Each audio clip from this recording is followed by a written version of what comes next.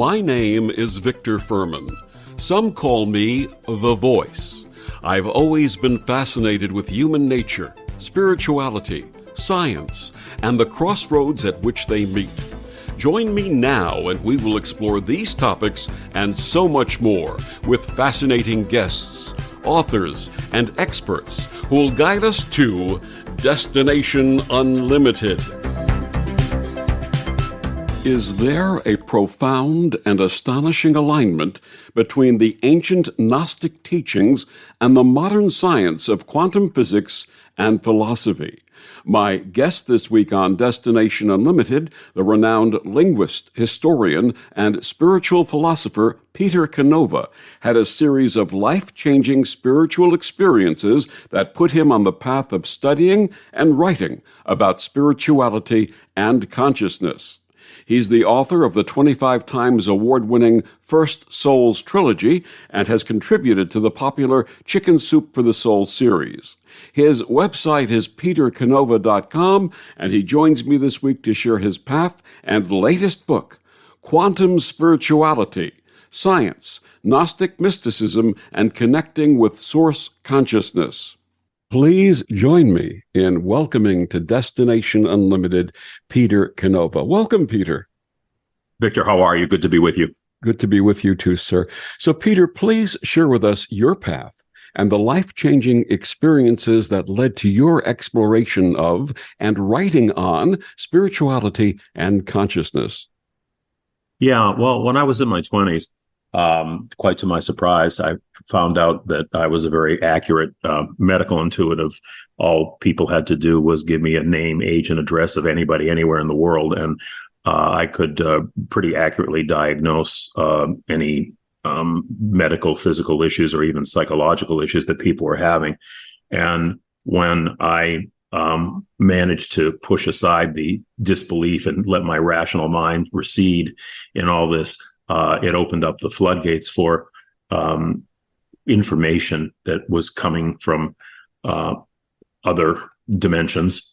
I would experience things like psychometry, remote viewing, premonitions, and it just really, I started to realize, in essence, that there was a whole nother world out there, a whole unseen world. And I felt like a person who had maybe been in front of a radio, tuning it for a long time. But finally, I hit that one frequency. I hit that one station. I realized it was always there, always broadcasting, 24/7. But I had to attune to it. And fortunately, I did. And, people come to this path by different ways. Some of it is a little bit more calculated and studious. Some people kind of fall into it spontaneously. With me, it was probably more the spontaneous thing, but actually a little bit of both. So at that point, I started to, because I'm a Capricorn and I'm still a very practical person, I wanted to understand the nuts and bolts behind what I was experiencing and how these things would be possible. So I started studying ancient spiritual traditions, consciousness, and that eventually led me to quantum physics, because they really focus on pretty much the same thing, which is light, matter, and energy and consciousness. That comes down to all those things, whether you're looking at it from a quantum scientific standpoint or whether you're looking at it for a spiritual standpoint. So all those streams kind of converged in my research, and that was what the basis became for my recent Amazon best-selling book, Quantum Spirituality. And as a fellow Capricorn, I totally understand. I've had the benefit of being a Capricorn on the cusp of Aquarius. So the Aquarian side of me also takes effect when I start doing this type of work. And my fascination has always been with the crossroads of science and spirituality. So I have total understanding of what you're talking about. Before we discuss your latest book, Quantum Spirituality, please tell us about your multi-award-winning First Souls trilogy with titles including Pope Annalisa, The 13th Disciple, and The Light of Distant Suns. What inspired this amazing trilogy? And please tell us a little about each one in the series. Yeah, sure. Thank you for asking. Well, when I had these experiences and I started studying and I started understanding things, I realized that I had been through a life-changing experience that propelled my life, I think, in a better direction. I was and still am an international businessman, but I largely changed the course of my direction to pursue these studies and write books. Kind of turned the reins of the company more over to my brother for day-to-day operations, and I kind of stepped back, took a big hit in income, and became a writer.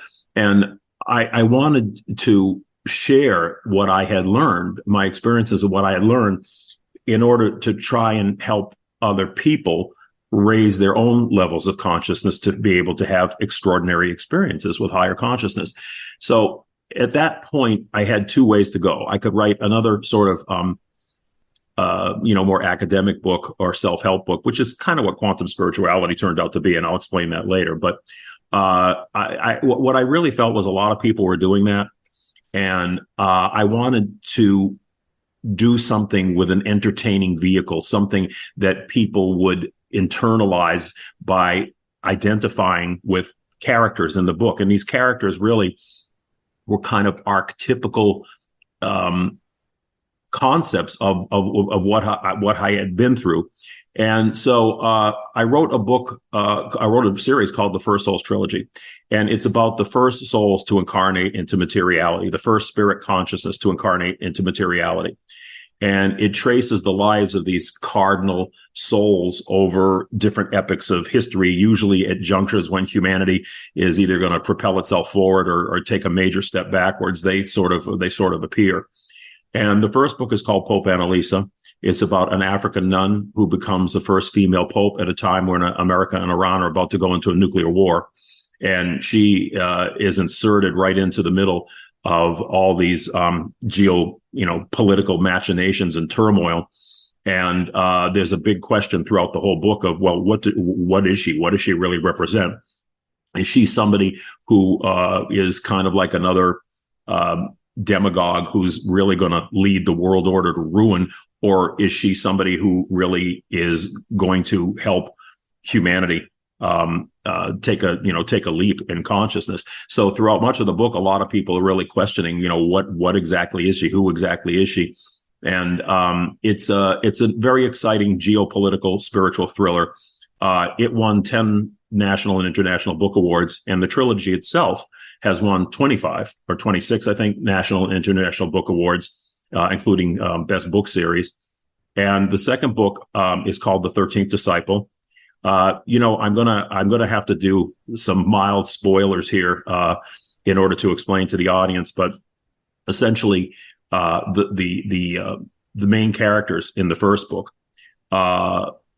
appear in all three books, but in different incarnations. So the second book, and it was written kind of in reverse order, like Star Wars, and the second book goes back to biblical times, around the time of the Christ, and the characters that were revolving around them, particularly Mary Magdalene. And they are reincarnations of the characters in the first book. And the second book deals with a crucial period in human history when a great revelation was being introduced by the Christ, but then it was also being warped and co-opted by powerful forces, particularly, the Orthodox Catholic Church at the time. And it deals a lot with the sacred feminine and the fact that the early leadership of the church was most definitely mystical and most definitely female. And it shows how that shifted over time and how that whole feminine mystical principle was suppressed along with the female leaders of the church kind of being eradicated or erased out of history. And then the final book, The Light of the Light of Distant Suns. A lot of people are a little taken aback by that book because it's a radical difference from the first two books, which more or less deal in real historical time. The Light of Distant Suns is the origin story of when the souls first came into Earth and they founded this high technical civilization, kind of like an Atlantean type of civilization. And they became divided because many of them were still young enough to remember their spiritual origins. But those others were now falling under the spell of materiality and starting to identify reality with the boundaries of their skin rather than recognizing the higher dimensions from which they came. And it ends up in a kind of a vicious civil war that ultimately, destroys this civilization. Yet that civilization becomes the seeds of civilizations that we know, like the Egyptians and the Greeks. So, it's a very comprehensive book dealing right from the creation, all the way up to modern times. And people find the different genres in the book, but the connections between those genres very fascinating. And we're going to touch a little bit more on the suppression of feminine wisdom a little later in the podcast. But right now, what inspired your latest book, Quantum Spirituality, Science, Gnostic Mysticism, and Connecting with Source Consciousness? Yeah, well, as I mentioned, I didn't want to start off my writing career writing a nonfiction book like Quantum Spirituality. I wanted to write something that would be more entertainment oriented. And I was aiming to get the largest audience possible, which I think is easier to do with a novel. And incidentally, I'm working right now on getting Pope Annalisa into a TV series. I have a partner who is a former executive at HBO, and we're in discussions with various groups about getting it into a TV series because I wanted to reach a wider audience. But Quantum Spirituality is basically the 40 years of research that went into the making of the fictional trilogy. It's all everything that I've found out, everything that I've experienced, everything that I've learned about both ancient mystical traditions and quantum science. And I think I was perhaps the first person to ever observe very distinct and direct parallels between the revelations of the ancient Gnostic masters. And we can, if your audience needs to know who Gnostics are, we can go into that. But the Gnostics were they predated Christianity, but they became the first Christians. They were the foundation of the mystical Christian church. And their writings were so incredibly scientific and precise, allowing for the fact that they didn't have technology and technological terms in those days. But if you look at their writings, I noticed that they predicted almost every major theory of modern quantum physics, such as the Big Bang, parallel universes, and the God particle. And in the book, I go into detail about, those connections. And it's really fascinating because, Victor, ultimately, what I'm trying to do is inspire people. The biggest impediment to human existence is fear. We don't know why we're here. We don't know what our purpose is, and we don't know where we're going. And it causes a tremendous amount of fear, and it really sets us back, and it makes us susceptible to all kinds of outside control mechanisms that try to tell us what we should be and how we should think and what we should do. And I'm trying to get people to become their own prophets, to have their own direct experience with higher consciousness, just the way the Gnostics did. And the quantum spirituality is essentially a roadmap. And like any roadmap, you have to have at least two coordinates, north, south, latitude, longitude, or whatever. And the two coordinates that I use are quantum physics and ancient mystical wisdom. Because if you used either one or the other, you could sort of sit there with a little bit of skepticism. I mean, we have a lot of spiritual books out there, and they say a lot of things, and you kind of have to take that on faith. There's no way they really prove it. You kind of have to take them on faith. But when you have these two bookends of science and spirituality, essentially saying the same thing, just coming in through different doors, where there's smoke, there's fire. And I'm trying to inspire people to say, hey, there is something out there, and it's something worth pursuing, something that you really need to look at. And here, let me give you some tools and give you some, background to help you on that journey. Absolutely. We'll talk a little bit more about the ancient Gnostics a little bit later, but right now, let's offer our listeners who may not be familiar with some of the terms we'll be discussing, let's give them a few definitions. Let's start with quantum physics and the famous Sloth tests and quantum non-locality. Yeah. Well, quantum physics essentially started right around the year 1900 with a brilliant German physicist named Max Planck, who was studying the properties of light. And what he found was that light is not emitted continuously, as most people believe, but it is emitted in discrete packets of information, discrete packets that he called quanta. And so these quanta of light is essentially where we got the terminology for quantum physics. So in its essence, quantum physics really is the study of light energy. And the double slit experiment, the notoriety or the famous thing about the double slit experiment was that it showed that what we think of as particles, or we think of a solid world, is not solid at all. At the very fundamental level of reality, there's no such things as particles. Now, Max Planck said this as much. He had a quote, and I'm going to paraphrase it. I should probably have this memorized by heart, but Max Planck essentially said, I can assure you there's no such thing as matter. What there is an intelligent force that brings atoms and molecules to a vibration that allows them to appear solid. Now, this isn't from Swami Ramalama Ding Dong. This is from Max Planck, who was the father of modern quantum physics.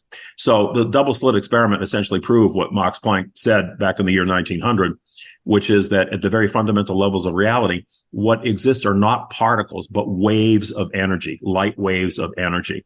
Okay, so the universe really is more like an energy field than it is anything else. And quantum entanglement, I think you mentioned quantum entanglement. Was that the other term? Mm-hmm, yes. Or quantum non-locality. Quantum non-locality, which is essentially the same thing as quantum entanglement. But quantum non-locality is that they observed that particles that would be the equivalent of light, thousands, millions of light years apart, will react simultaneously, are connected in some manner, and will react simultaneously. So let's say there's a Victor on Earth and we pinch him, and the Victor up in Mars says ouch at the same time. How does that happen? Okay. They're not connected by two tin cans and a string, or by fiber optics. There's something else going on here. So this really, again, reinforced the idea that existence seems to occur within a field, within a quantum or energetic field of light energy. And the reason why these particles are able to communicate, the reason why humans are able to communicate telepathically. And incidentally, we have a number of experiments, some of which I cited in the book, that shows these telepathic connections amongst humans. My own experience with being a medical intuitive is an example of this, that we are connected in this energy matrix, and that under the proper circumstances, we can essentially communicate with other parts of that matrix. So we're actually parts of a whole, and the separation between us is really a matter of appearance rather than a matter of reality, because all these experiments, quantum non-locality, are all indicating that we kind of live in a holographic matrix, in effect, and that we're all connected. Ultimately, we're all a unity. And the source of that unity is an intelligent light energy that permeates all creation. I had a personal experience of this in 1975. I don't know if you want to call it remote viewing or something else, or I was stationed in Korea, 1975, 6,000 miles away from New York, which was my home. And one morning in Korea, I woke up and I said, there's something wrong with my mother. And I had no evidence of this other than this sense that there was something wrong with my mother. I picked up the phone. I started calling. I got her. My sister picked up the extension phone. In those days, we had extension phones simultaneously. And I said, Mom, what's wrong? And my sister said, oh, my God, how did he find out? And it turned out that she was scheduled for major surgery the next day. And immediately I told her, Mom, the surgery will be a complete success. You'll be home recovering quickly, and you're going to be just fine. And that was reassuring to her. And sure enough, that's exactly what transpired. So how did I know this? Where did that information come from? Well, my own mother had a similar experience with my younger brother. She said one day something seriously wrong with him. And it turns out that he was in the hospital, and he was diagnosed with a rare illness, a rare fever, and he almost died. He was in the hospital for quite a while, and she had the same premonition. And my mother really is not a person who necessarily is prone to even believing such things. But yeah, it's all an example of what I said. We're all connected, and there's certain factors that allow us to realize these connections and realize our connections to a higher consciousness. And certainly emotion is one very, very big factor, desire and emotion. And when we are inspired, which means in spirit, when we are inspired by emotion or strong feelings and things like that, we often become very receptive to making these connections and communications. And obviously your mother, it's pretty obvious that your emotional connection there. Absolutely. Why do you think that material science has rejected, often out of hand, some of the experiences we're talking about? It's very interesting that science pretty much gutted Orthodox religion, and in turn, they created their own form of orthodoxy.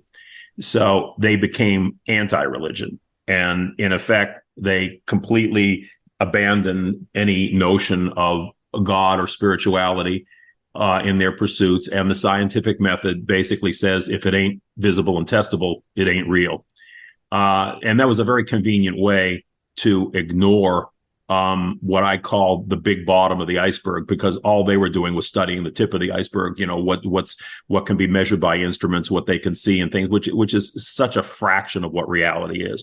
So they decided to concentrate on a fraction of what reality was, and they became very orthodox about it. They became sort of the new priests of their age, and anybody that tried to deal with what they call in science the hard problem, which is the role of consciousness, became outcasts. They were shunned. They were castigated. Many people lost their jobs.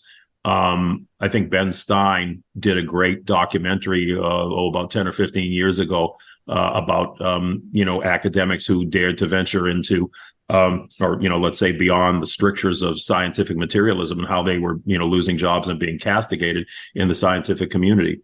So it became the province of a materialistic worldview that they felt that they had to reinforce. And I cite examples in the books by famous scientists, even Nobel-winning scientists, that basically indicate that for them, they're not really being very scientific. It's more this materiality, this commitment to the fact that we can't there's no spirit, no explanation of a higher power or higher consciousness. It's an ideological point with them, and it overrides even scientific evidence that is in front of their noses. Now this is changing, okay, because kind of liken it to the exploration of the West in American history.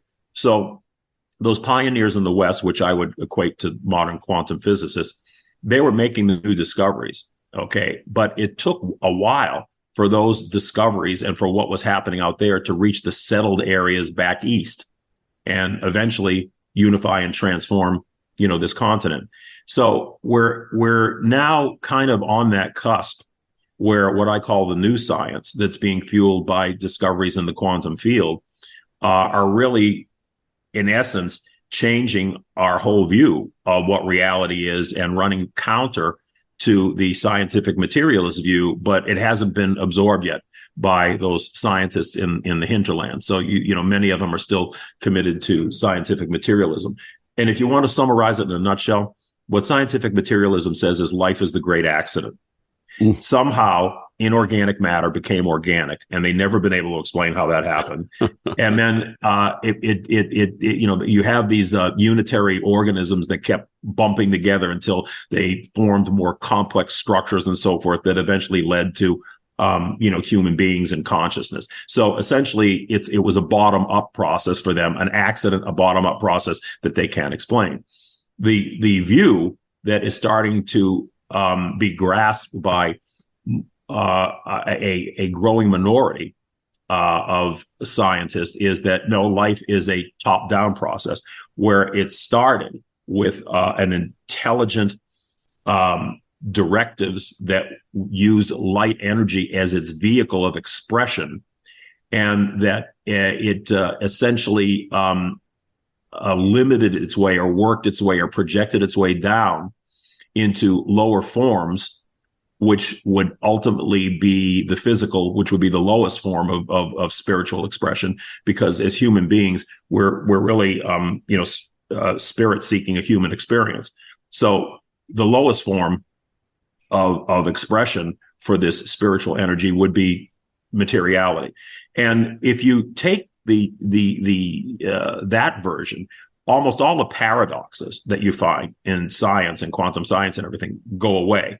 Whereas if you take the other viewpoint, they run into all kinds of infinities and issues that they can't really explain, and they just try and shove it under the rug.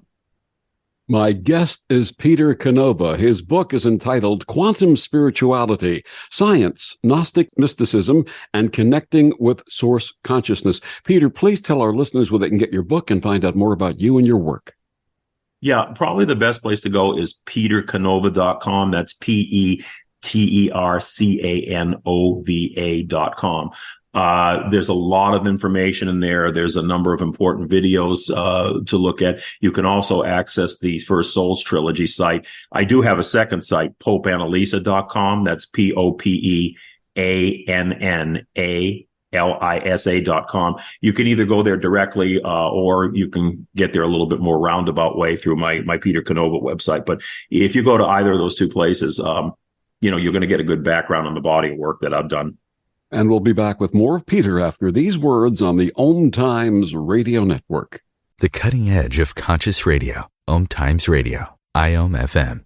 OMTimes Magazine is one of the leading online content providers of positivity, wellness, and personal empowerment. A philanthropic organization, their net proceeds are funneled to support worldwide charity initiatives via Humanity Healing International. Through their commitment to creating community and providing conscious content, they aspire to uplift humanity on a global scale. OMTimes, co-creating a more conscious lifestyle.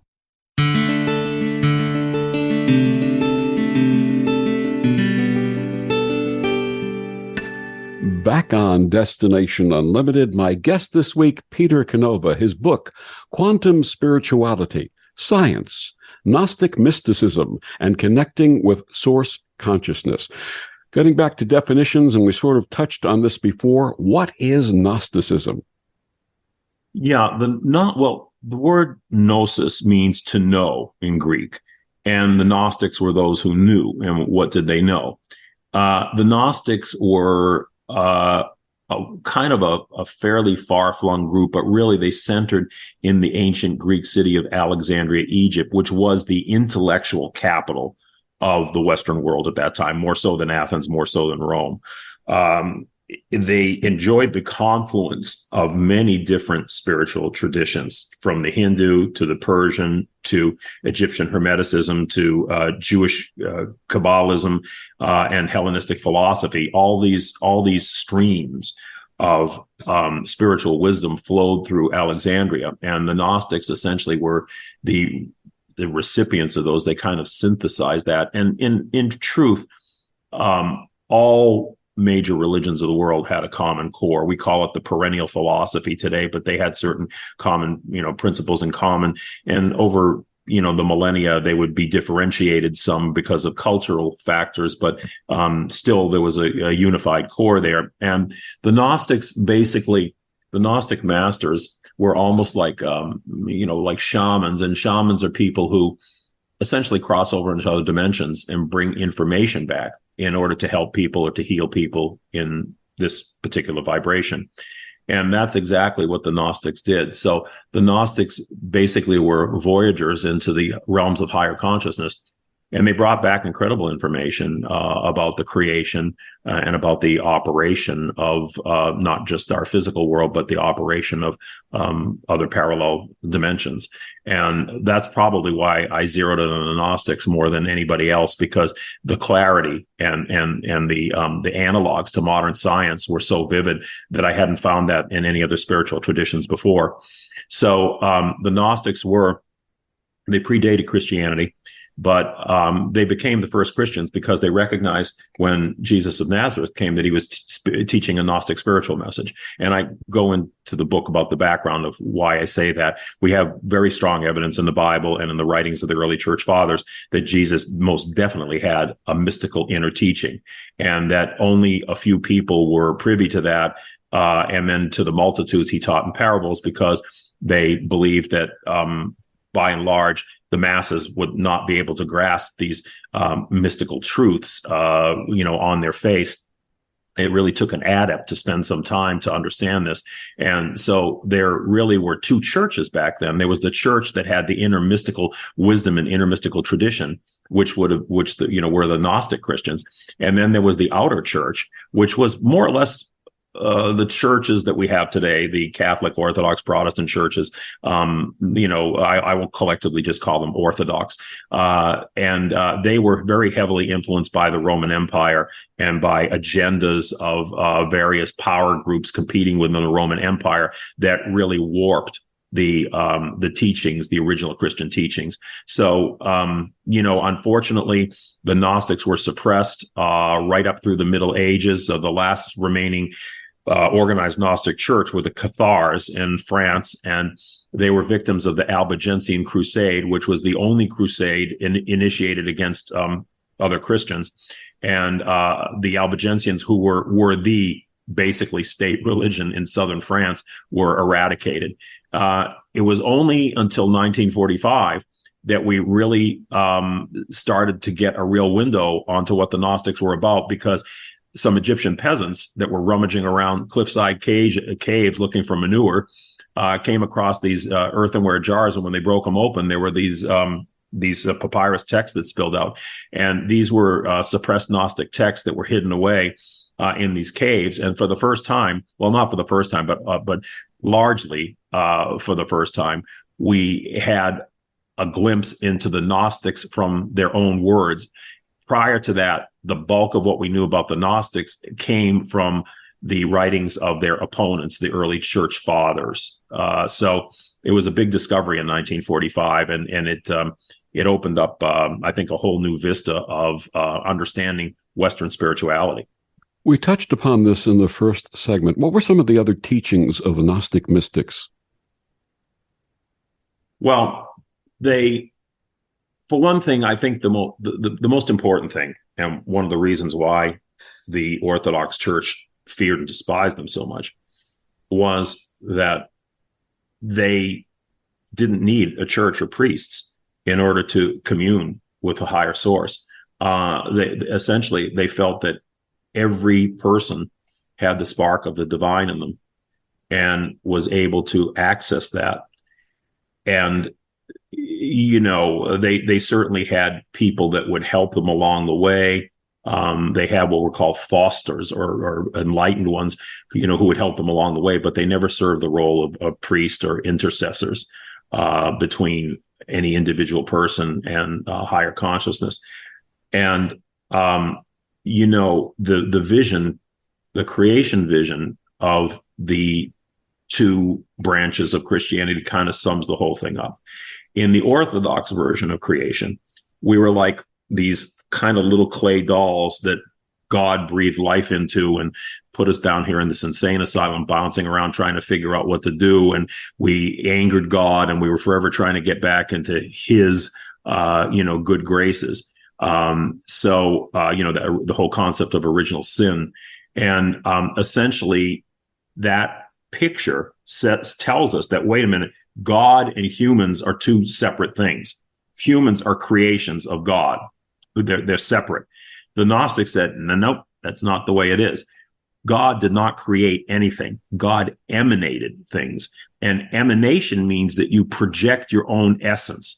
So the Gnostics said that all spirit consciousness, including that spirit consciousness embodied in material form, was a projection of the very essence of the source itself. Now, albeit in diluted forms, okay? Limitation of consciousness was important, because without limitation of consciousness, there could be no concept of individuality. There could be no individual experience, because if you didn't have a limited a concept of consciousness, you would be the same thing as the source itself, and you'd just be, reabsorbed back into the source. So even though that there was a limitation in vibration, a conscious vibration for these projected souls, they were still part of God's very essence. It's kind of like, picture a mountain stream, right?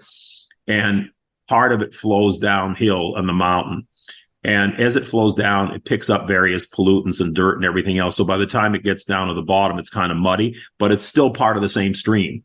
It's still part of that mountain lake. It's still part of that stream of consciousness, albeit in a diluted form. And that's how the Gnostics essentially viewed humanity. So it's a much higher station that they ascribed to humanity than what Orthodox Christianity said. Orthodox Christianity tells us that, we're these sinners and we ticked off God, and now we're forever trying to get back into his good graces.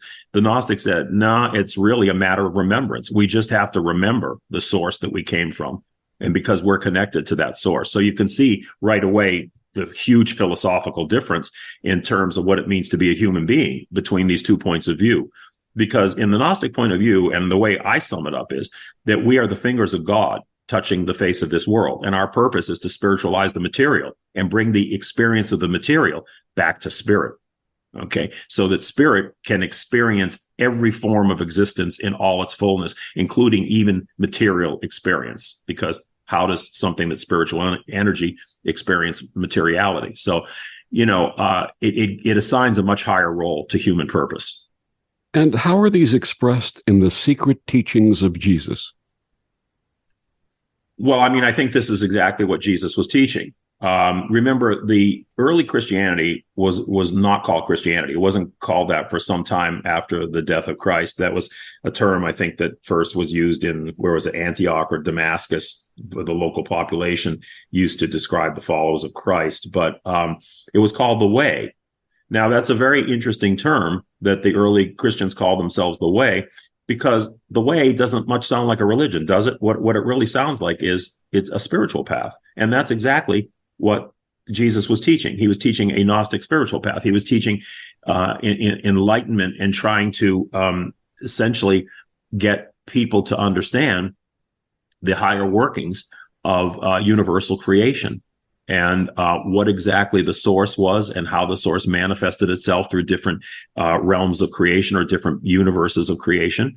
And that we are sort of like the bottom line of that process, but we're part of it. We're interconnected with it. And that's essentially, overall what he would have been teaching his followers or his students back then. So, it was the Orthodox Christianity that started to enter the more supernatural features in, and, kind of focus on the supernatural features like the resurrection and things like that.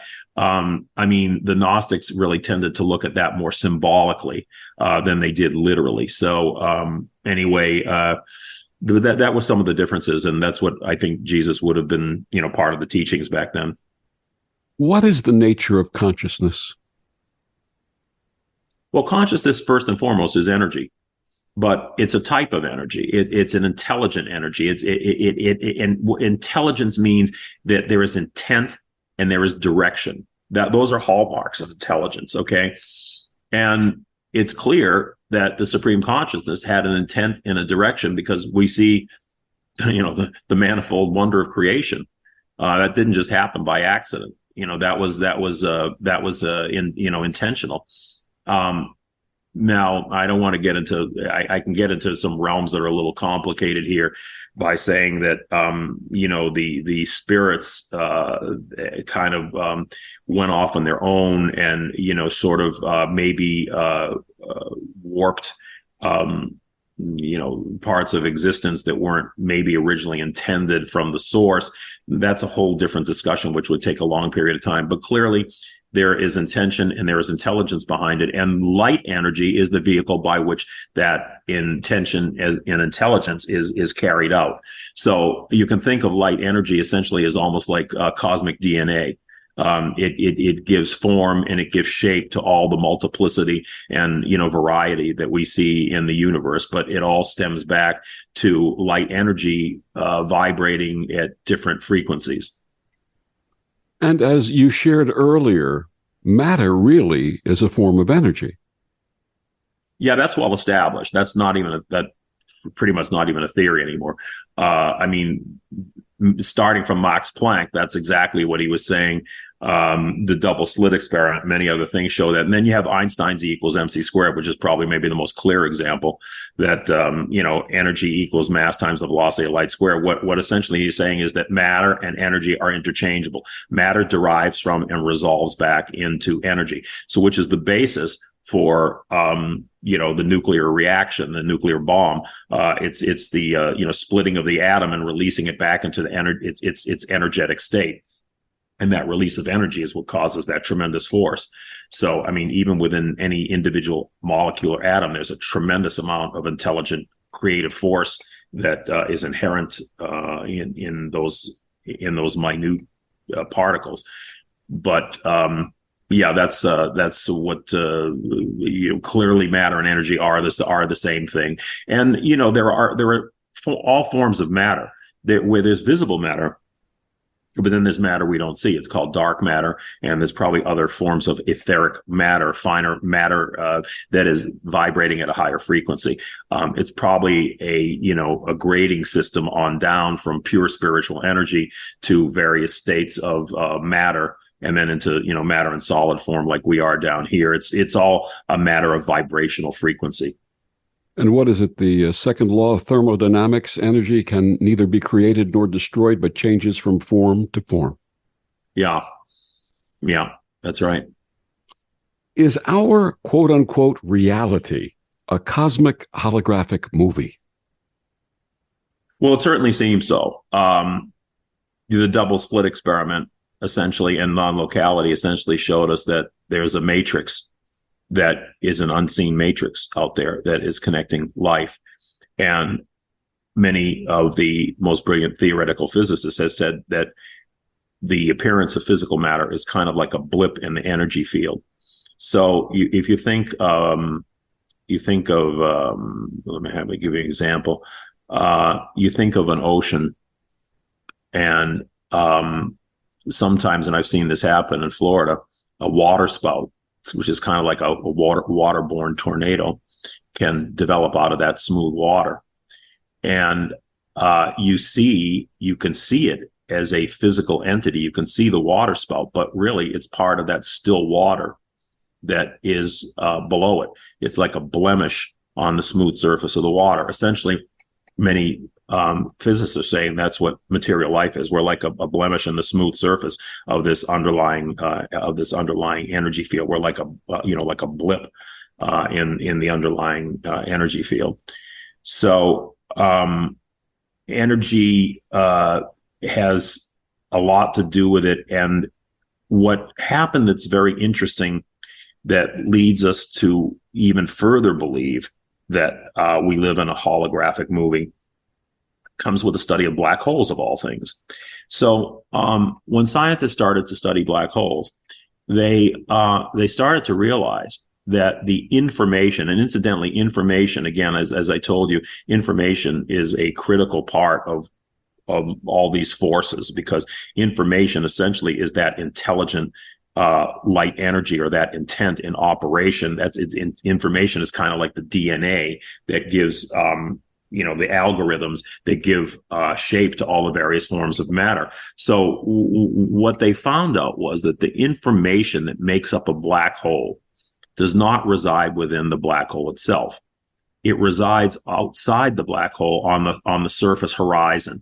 Now, I know that's a little difficult to grasp, so let me try and give a more understandable analogy here. Let's say you have a bucket, and inside the bucket is our universe. And our universe does have boundaries, okay? Just like a black hole has defined boundaries, our universe has boundaries. So let's say our entire universe, us, Earth, all the galaxies and everything in it are inside this cosmic bucket. Now, you would think that the information that makes up our universe is inside the bucket. All the activity, the comings and goings, the planets and everything else, all that information, you think that that's inside the bucket, but it's not. It's on the outside of the bucket. It's on the skin of the bucket. It's in 2 dimensions, and it's projected inward to the appearance of 3 dimensions. This is exactly what they found in the study of black holes. So essentially, when you combine this with, all the speculations about, non-locality and how all these, everything is connected in this energy matrix. And then all of a sudden you see that, well, wait a minute. It appears that our whole universe, our whole world is a projection from another source or another dimension of existence. And this is exactly what the Gnostics were saying, that and actually mystics in general are saying that, we live in an illusion. We live in a projected illusion. It's a construct, an energetic mind construct in the mind of a higher power. It sounds pretty abstract, but all of a sudden you have some pretty powerful information in the form of these black hole studies that are telling us, you know what, our world really does seem to be operating like a holographic movie.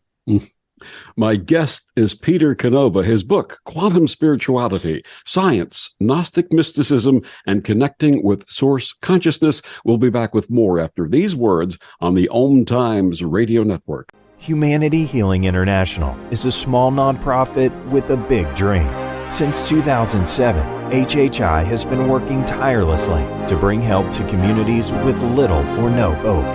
Our projects are not broad mandates, nor are they overnight solutions, but they bring the reassurance that no one is alone and that someone cares. To learn more, please visit humanityhealing.org. Humanity Healing is where your heart is.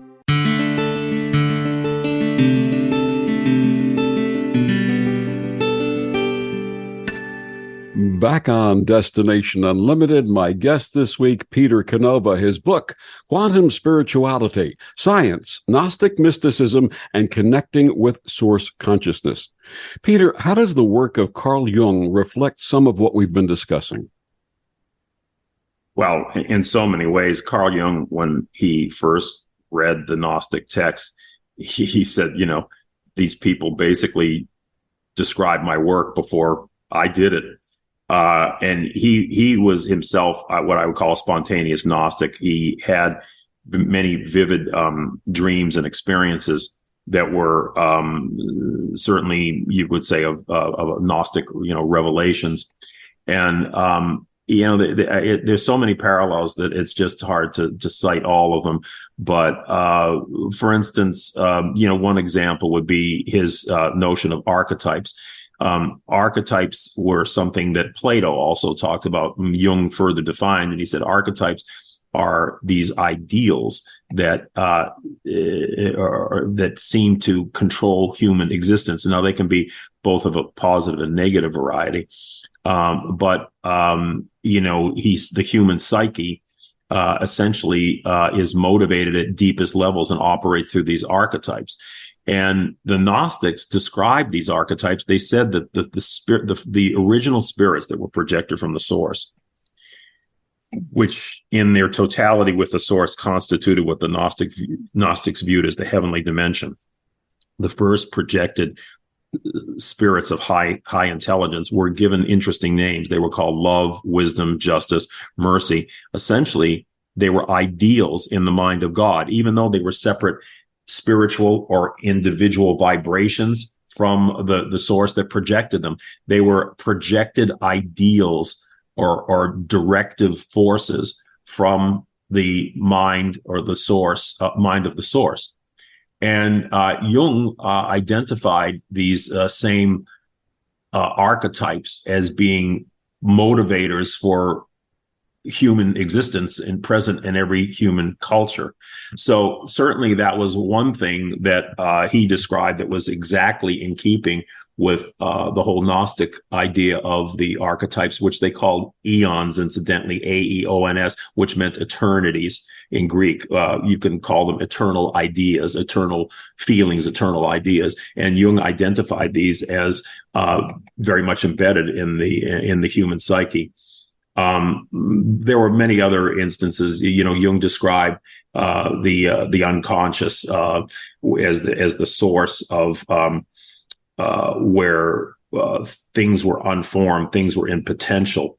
And the Gnostics essentially described chaos as being in the same way. There was a zone that stayed outside of the organized mind of the source on purpose, because it was given potential to be random chance, so that everything wasn't just a locked destiny or a locked uniformity. And the Gnostics identified this as chaos. And essentially, Jung talked about the same force, residing with the human unconscious. So there are many, many things that you could draw parallels between Jung and the Gnostics. Those are just a couple. What is the feminine path to higher consciousness? The mystics of ancient times, and I'm not just talking about the Gnostics, almost all of them identified the fact that the source is a polarity. They described it as a male and female polarity, a yin and yang polarity. And even though the source is one, it operated in its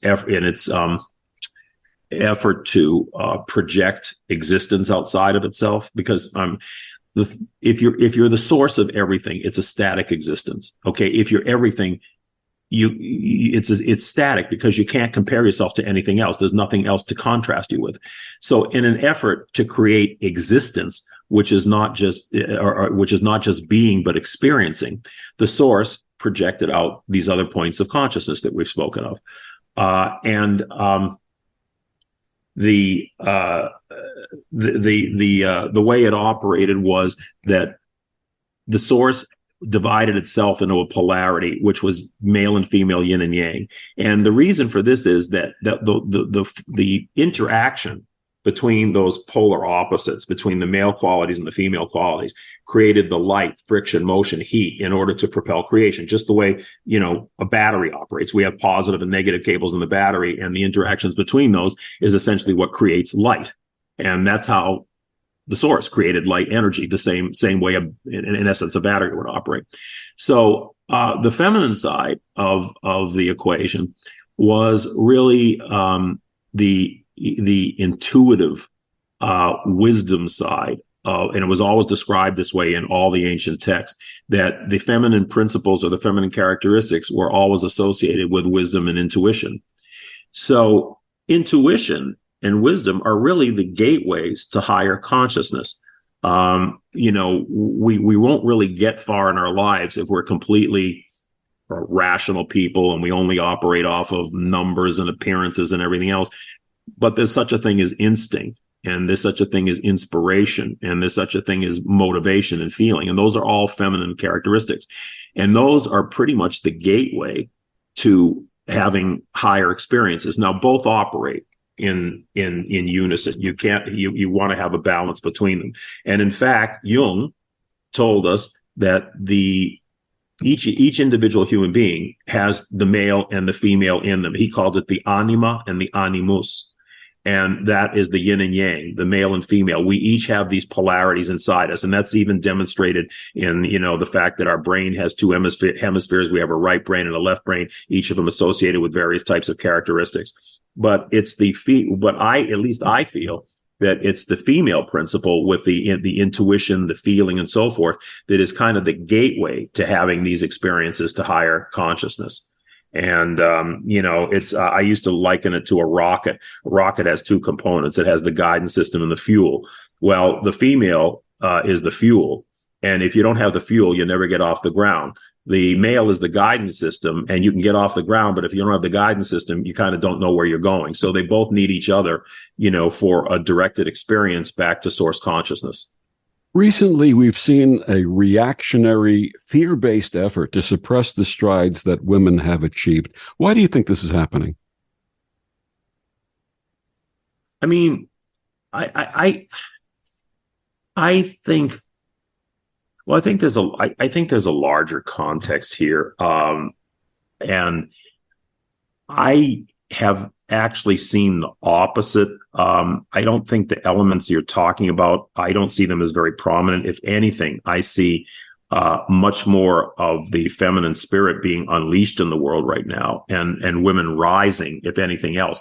What I see more as being in jeopardy is our freedoms. We're in an era right now where people are trying to tell you what to think, how to what pronouns to use, what you should be saying and not saying in public. And if you cross that line, they cancel you. Okay, that's what I'm more concerned about. I'm more concerned about the rise of this kind of a reactionary thought control, because there's always people in this world, and this goes right back to the Gnostics. The Gnostics had identified a dark side of human existence, a dark side of the psyche, which they called the archons.